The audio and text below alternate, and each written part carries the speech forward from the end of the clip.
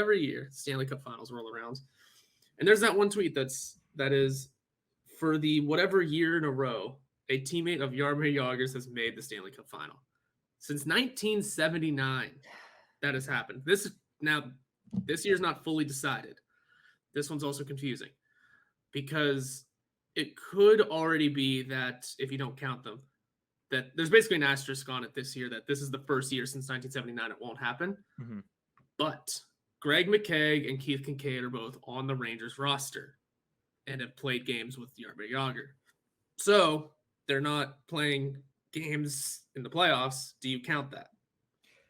I think the thing is to not feature a teammate. I think they would have to be in. So the second they get in, I would say that Jagr's streak continues. So Greg McKegg's got to break a roster.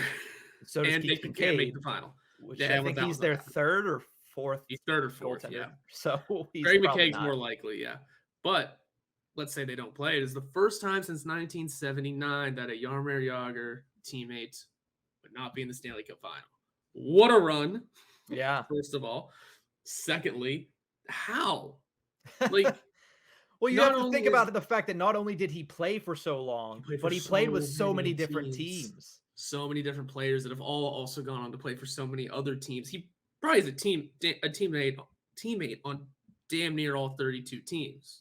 Well, at this point, maybe not. But I mean, just such a long career playing for so many teams and just having that many teammates and that many years in a row is such an impressive stat. I love that stat every year.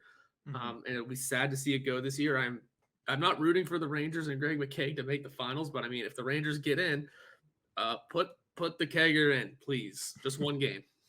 Just one game. Well, I think the funniest thing is looking back at the teammates that he had in the list of players that technically count. First and foremost, in 1991 and 1992, it just says Jaromir Jagr, obviously.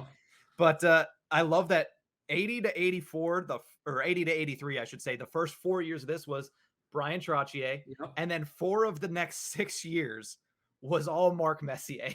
Yep. I do not remember him playing with Mark Messier. I'm assuming it was in New York. Yeah, because and the tweet that I saw, it must have been like Jagr's first year there. Yeah. And Messier's last. Probably. I don't ever remember watching Mark Messier play hockey.